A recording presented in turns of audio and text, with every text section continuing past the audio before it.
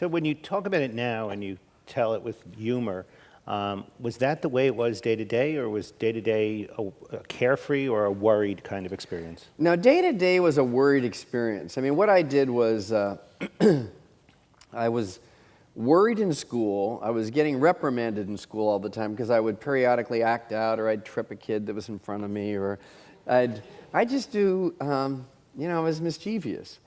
But in class, as I said, it was very uncomfortable. I was very anxious. I felt, in some ways, I was part of a group, but always outside of the group. Now, that later helped me in life as a writer, being a person that was kind of accepted, but always feeling outside, because it gives you the ability to write about something or have perspective.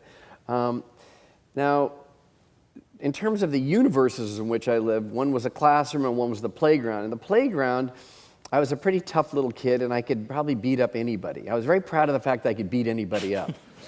But I was kind of a Robin Hood kind of character. I was always championing the underdog. So anyone that was getting beat up, I was beating up the bully.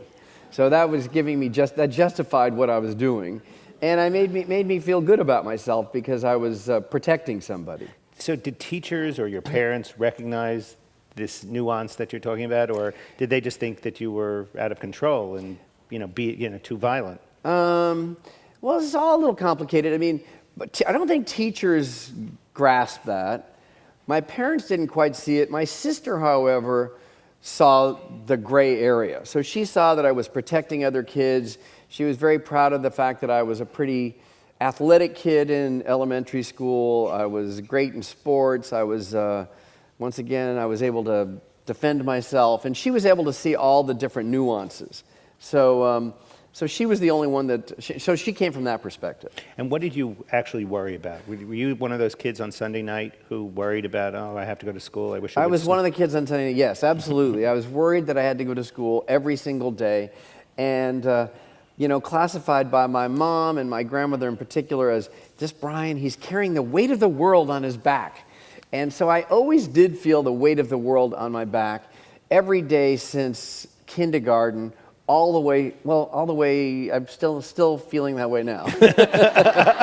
And that's why I submitted myself. Yeah, I was going to say, that's why it's good that you're talking to me, huh? Yeah.